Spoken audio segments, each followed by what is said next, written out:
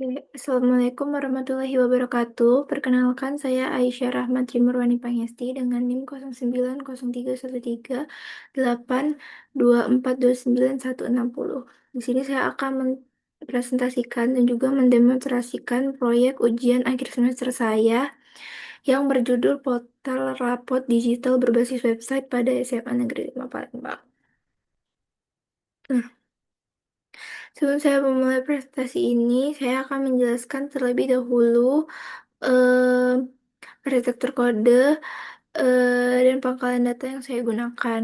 Jadi di sini saya menggunakan arsitektur berbasis client server. Client atau front end-nya itu saya menggunakan Chrome dan Edge sebagai perambannya, lalu dibangun menggunakan HTML sebagai kerangkanya, dan juga untuk tampilannya di sini saya menggunakan CSS dan juga Bootstrap 5. Nah, untuk interaksinya sendiri, di sini saya menggunakan JavaScript dan juga chart dari JavaScript itu sendiri. Selanjutnya, untuk backend-nya atau servernya, di sini saya menggunakan PHP Native 8 sebagai bahasa pemrogramannya dan juga MySQL sebagai tempat penyimpanan datanya. Oke. Jadi karena saya membangun website ini itu tanpa menggunakan framework atau saya di sini menggunakan PHP murni. Di sini saya menerapkan konsep modular agar kodenya itu dapat tersusun dengan rapi. Nah, jadi website ini sendiri berpusat pada folder config yang ada di sebelah sini. Yang mana folder ini tuh berisi dari database PHP-nya itu sendiri. Yang mana file ini merupakan jantung dari aplikasi yang menghubungkan PHP ke pangkalan data MySQL. Yang mana sering kita sebut metode ini tuh metode PDO atau PHP Data Object gitu. Mungkin seperti yang teman-teman lihat di sini sudah saya bantu dengan komen-komen yang ada di sini untuk menjelaskan fungsi dari kode-kodenya itu sendiri. Oke, next. Di sini mungkin kita langsung saja masuk ke eh, tahap halaman atau tampilan yang pertama. Oke, mungkin di sini kita bisa mulai dari eh, indeks PHP. Tapi mungkin sebelum itu kita bisa lihat terlebih dahulu ke eh, gudang database-nya itu sendiri. Oke, jadi di sini saya menamakan database-nya itu sendiri sebagai database raport install. Di sini terdiri dari 6 tabel, di mana ada tabel user, tabel siswa, tabel semester, nilai mata pelajaran, dan juga guru. Tabel user ini sendiri mungkin kita bisa lihat hubungan atau keterkaitannya di desainernya. Oke. Jadi tabel user ini sendiri dia menyimpan username dan password untuk semua orang eh, yang akan menggunakan website ini nantinya. Nah, siapa aja? Kebetulan di website ini itu kita mempunyai dua role, yaitu guru dan juga siswa. Jadi, user ini berfungsi untuk menyimpan username dan juga password guru dan siswa itu sendiri. Nah, untuk tabel guru dan tabel siswa ini sendiri itu merupakan tabel biodata. Jadi mereka ini berelasi sama tabel user ini sendiri. Jadi nanti tuh satu akunnya tentu aja akan memiliki satu biodata seperti biasa. Nah, selanjutnya di sini ada tabel semester dan juga tabel mata pelajaran. Nah, tabel semester dan tabel mata pelajaran ini merupakan tabel master yang isinya itu daftar pelajaran dan juga status semester aktif. Nah, untuk tabel nilai ini merupakan tabel transaksi. Tabel ini akan jadi penghubung atau tabel yang menghubungkan antara siswa itu sendiri, mata pelajaran, dan juga semesternya. Jadi, di tabel ini, di tabel nilai ini nantinya, eh, kita tuh juga nggak cuman punya nilai akhir nih, teman-teman. Mungkin kita bisa langsung lihat dulu tabel nilai ke structure. Nah, jadi di tabel nilai ini yang jadi unique value-nya, di sini saya menggunakan storage generate. Gunanya itu ketika nanti gurunya itu menginput nilai tugas, nilai UTS, nilai UAS, dia itu langsung akan memunculkan hasil akhirnya di database. Jadi ini tuh nantinya akan mempermudah sistem itu banget. Oke, mungkin kita bisa langsung saja mulai kembali ke codingan kita ke Virtual Studio Code-nya. Nah, mungkin setelah penjelasan singkat dari database yang terhubung tadi, di sini saya akan menjelaskan codingan dan juga tampilan antarmukanya tadi atau tampilan UI-nya. Nah, mungkin kita bisa mulai dari yang pertama yaitu index PHP.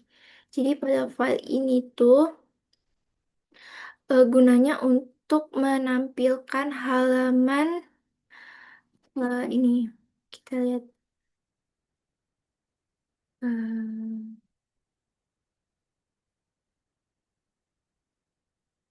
Sini. Oke. Nah, jadi gunanya indeks PHP itu untuk menampilkan portal loginnya.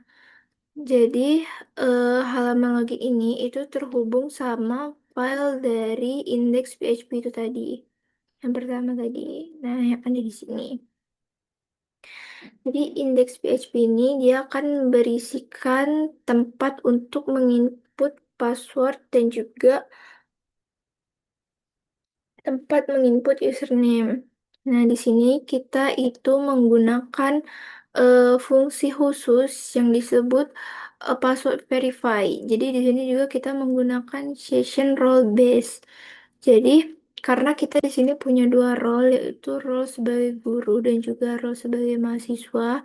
Ketika kita menginput data guru, maka sistem akan mencoba memverifikasi apakah seseorang yang datang ini adalah guru atau siswa. Jika username yang masuk itu terindikasi sebagai guru, maka akan masuk ke dalam halaman atau tampilan website sebagai guru gitu. Nah, seperti ini. Session role ini terhubungnya nanti itu ke file autentikasi cek, yang mana session ini berfungsi untuk sebutannya sebut saja sebagai tanda pengenal untuk mencatat eh, role-role yang ada di sini dan juga untuk meng-cross-check apakah yang masuk ini beneran guru atau siswa, sehingga nanti ketika kita mencoba untuk mengubah link yang ada di sini, misal kita sudah terindikasi sebagai siswa, tapi ketika kita ingin mengubah eh, link yang tertaut di sini itu menjadi guru, itu otomatis sistem akan menolak hal tersebut karena eh, dia sudah mengidentifikasi kalau misalkan yang login ini tuh merupakan siswa. Oke, next mungkin kita bisa lanjut ke tampilan berikutnya. Jadi seperti yang saya bilang tadi, di sini kita menggunakan dua role base, yaitu siswa dan guru. Jadi di sini saya sudah memisahkan folder siswa dan folder guru supaya isi yang ada di dalamnya itu nggak tercampur-campur gitu loh. Jadi di folder guru ini sendiri terdapat dashboard, nilai, profil, dan juga siswa. Nah, untuk dashboardnya sendiri, mungkin kita bisa kembali lagi ke tampilan login yang awal. Oke. Ketika kita memasukkan username dan juga password dari guru itu sendiri, sistem akan mengidentifikasi kalau misalkan kita itu guru. Nah, maka dia akan menampilkan halaman atau dashboard guru ketika kita berhasil masuk nantinya. Nah, di dashboard guru ini itu ada kembali ke codingan. Di dashboard gurunya ini nantinya itu ada Atas ada data statistika untuk dashboardnya itu sendiri. Yang pertama itu ada total siswa, total mata pelajaran, informasi semester aktif, dan juga data siswa terbaru. Data siswa terbaru ini maksudnya nama-nama siswa yang baru gitu loh. Next. Oke, di sini juga kita menggunakan include. Nah, include itu sendiri karena di sini kita menggunakan dua folder, dua file yang mana filenya itu banyak ya, banyak halaman. Jadi untuk mempermudahnya di sini saya menggunakan function include. Jadi kita nggak perlu memanggil berkali-kali sidebar ataupun navbarnya dan juga gunanya untuk apa? Gunanya bisa mempersingkat kode yang ada itu. Nah, sama seperti tadi ini eh, HTML untuk tampilannya. Nah, untuk outputnya itu sendiri seperti ini. Nah, di tampilan ini ada total siswa, mata pelajaran, semester genap, dan juga daftar nama siswa yang terdaftar di kelas ini. Tuh. Next, mungkin kita bisa masuk ke input penilaian. Oke, kita kembali lagi ke codingannya, ke Virtual Studio Code. Nah, untuk nilai ini sendiri, oke. Nah, untuk input nilai ini sendiri, itu kan di sini akan terjadi proses CRUD, create, read, update, dan delete. Jadi, eh, supaya alih-alih pindah halaman untuk nambah nilai, di sini saya pakai Bootstrap juga untuk kata pop-up-nya, dimana guru tuh di mana tampilan ini tuh nanti akan terjadi proses pengeditan nilai. Ini untuk kode pengeditan nilai, ini untuk menambah nilai, dan juga ini untuk menghapus nilai. Nah, nanti setelahnya di sini terdapat query select untuk menampilkan tampilan dari nilai-nilai yang udah di-input, di-update maupun di-delete tadi. Nah, mungkin kita bisa kembali lagi ke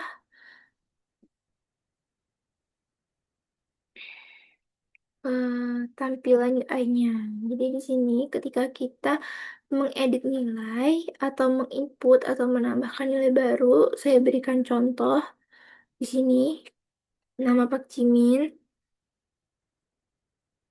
Untuk mata pelajaran yang belum ada itu ada ilmu pengetahuan alam. Untuk semesternya itu semester genap. Saya coba di sini minus 100.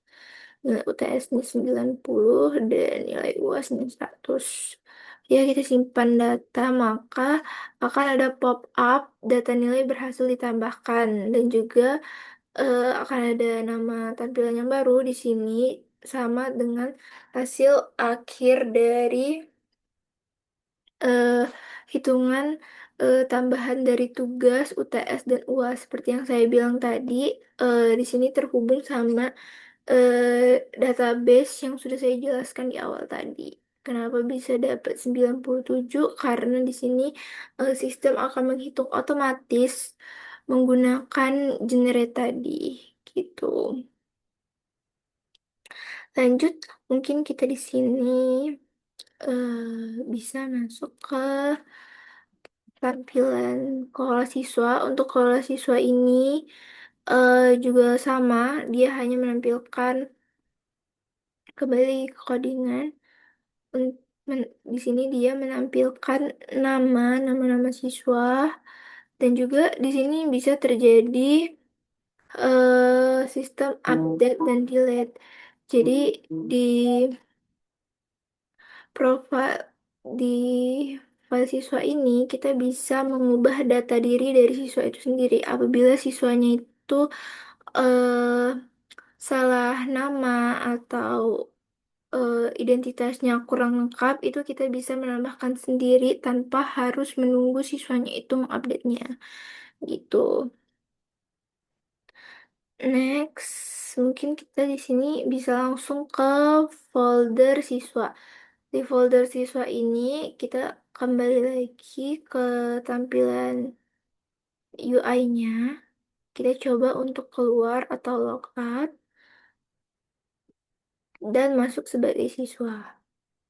Nah, ketika kita masuk sebagai siswa, itu tampilan dashboardnya berubah. Nah, di sini saya mencoba login sebagai siswa dengan nama Pak Jimin. Nah, ini di halaman awal kita di sini dapat melihat ringkasan nilai kita pada semester ini. Ada apa aja di sini? Di sini kita memiliki rata-rata nilai dari matematika, bahasa Indonesia, dan ilmu pengetahuan alam. Nah, ilmu pengetahuan alam ini tadi baru kita tambahkan. Jadi rata-rata dia di semester ini tuh jadi segini gitu. Nah, untuk di halaman siswa ini sendiri, kita juga punya sistem rapot digital. Nah, rapot digital ini itu kita bisa mencetaknya. Dicetak laporan ini, kita bisa menyimpannya sebagai PDF, sebagai OneNote, dan juga kita bisa langsung ngeprint rapot yang kita punya tadi, gitu. Kita kembaliin dulu. Nah, di selanjutnya di sini juga ada grafik perkembangan. Nah, untuk grafik perkembangan ini fungsinya untuk apa? Fungsi untuk kita tuh bisa melihat kira-kira range kita dari semester sebelumnya ke semester yang sekarang ini itu apakah ada kenaikan atau justru malah penurunan gitu loh. Karena siswa tersebut mengalami kenaikan, jadi grafiknya itu menaik gitu ke atas. Nah, selanjutnya di sini ada profil saya. Profil saya ini berfungsi untuk mengubah data diri lama kita menjadi yang terbaru. Dan juga di sini ada keamanan password. Gunanya untuk apa? Gunanya untuk eh keamanan. Jadi ketika kita dirasa pernah nih ngecek nilai kita di device teman kita, mungkin kita bisa langsung segera mengganti passwordnya untuk keamanan bersama gitu. Nah, untuk kodenya sendiri, di sini ada dashboard, grafik, profil, dan raport. Nah, untuk dashboard, sama seperti yang saya bilang tadi, bagian ini kita untuk melihat informasi semester yang aktifnya itu semester berapa. Terus data nilai di semester ini tuh ada berapa saja. Nah, ini gunanya untuk menghitung nilai akhirnya. Jadi di sini kita menggunakan for each untuk menghitung rata-rata total dari nilai di semester ini gitu. Nah, untuk tampilannya sendiri di sini ada tulisan selamat, ada tulisan semester aktif, ringkasan nilai, dan juga ada rata-rata kelas, juga ada grid yang menampilkan mata pelajaran apa aja yang sudah diinputkan nilainya. Oke, untuk grafik. Nah, untuk grafiknya ini sendiri, di sini saya menggunakan eh Java chart dari JavaScript itu sendiri. Nah, ini gunanya untuk mengambil rata-rata semester yang ada di bulan ini. Di sini kita menggunakan join antara tabel nilai semester, lalu digrupkan berdasarkan ID semesternya. Lanjut. Nah, mungkin teman-teman sekalian bisa melihat tampilan kodenya itu yang ada di sini. Nah, di sini juga sama seperti tadi, ada navbar, ada sidebar. Em, oke, nah ini script untuk menampilkan chart yang ada di grafik perkembangan tadi. Next, profile. Nah, untuk profil ini sama isinya, baik yang guru untuk yang siswa. Jadi mungkin saya tadi kelupaan menjelaskan profil yang ada di guru. Namun isinya itu sama saja seperti yang ada di siswa. Di sini kita bisa mengupdate data diri, juga bisa mengupgrade password, password lama, dan password yang baru. Nanti tampilannya itu akan berubah. Nah, lanjut di sini di raport. Nah, raport. Nah, raport ini gunanya untuk apa? Itu seperti yang saya bilang tadi. Raport ini hanya ada di halaman siswa. Nah, bisa kita lihat cek roll-nya itu hanya ada di siswa. Jadi, yang bisa mencetak raport itu hanya siswa. Harusnya juga ada di dosen, di guru sih, tapi saya lupa menyetingnya. Lanjut di sini, di raport itu sendiri kita bisa mengambil data profil siswa. Kita juga bisa melihat informasi semester aktifnya dan juga mengambil data nilai siswanya. Nah, di sini kita menggunakan fungsi sederhana untuk menentukan predikat nilainya. Nah, lanjut. Di sini kita itu menggunakan media print. Media, maaf salah, media print ini berfungsi untuk mencetak laporan itu sendiri. Nah, jadi laporan itu tadi bisa dicetak jadi PDF, bisa di print, bisa disimpan di OneNote. Itu karena kita memanggil fungsi media print itu sendiri. Nah, lanjut. Oke, mungkin secara keseluruhan baik untuk folder guru dan folder siswa udah saya jelaskan. Kita bisa langsung ke input. Nah, untuk yang autentikasi check-in tadi sudah saya jelaskan juga. Mungkin kita bisa langsung ke sidebar dan navbarnya. Oke, jadi kenapa di sini saya memisahkan file untuk navbar dan sidebarnya itu terpisah dengan folder terpisah juga dari guru dan dari siswa supaya kita itu nggak perlu nyalin kodenya itu banyak-banyak. Biasanya, misal kita mau membuat tampilan itu biasanya kita nyalin segini di setiap halaman, di setiap halaman file yang ada di folder guru. Nah, itu kan jadinya kayak banyak banget dan ribet banget. Itulah kenapa kayak saya di sini memisahkan filenya itu di dengan folder yang berbeda. Nah, karena saya tadi menggunakan sistem role based access atau session, jadi di sini kita hanya perlu menyetingnya sebagai guru dan sebagai siswa. Contohnya seperti yang ada di sini. Di session ini session untuk role khusus guru. Jadi sidebarnya itu berisikan dashboard, kelola siswa, input nilai, dan profil saya. Nah, jadi ketika sistem tadi mendeteksi kalau misalkan yang masuk itu adalah seorang guru, maka baik itu dashboard, baik itu sidebarnya juga, itu akan otomatis hanya menampilkan yang menu khusus guru aja. Nah, namun sebaliknya, kalau misalkan sistem nggak mendeteksi kalau itu guru, berarti sistem mendeteksi kalau misalkan dia siswa.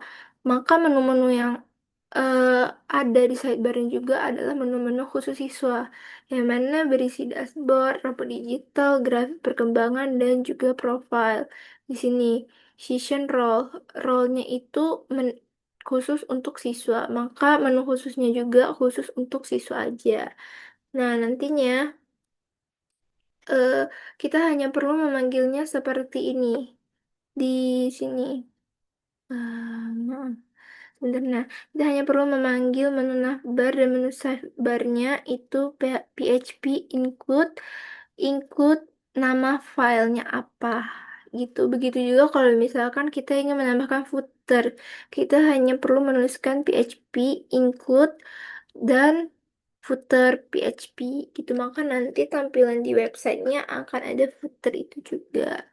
Nah, mungkin sekian saja penjelasan dari website saya. Lebih kurang saya mohon maaf karena saya juga masih dalam proses belajar. Saya akhiri presentasi saya kali ini. Saya ucapkan wassalamualaikum warahmatullahi wabarakatuh.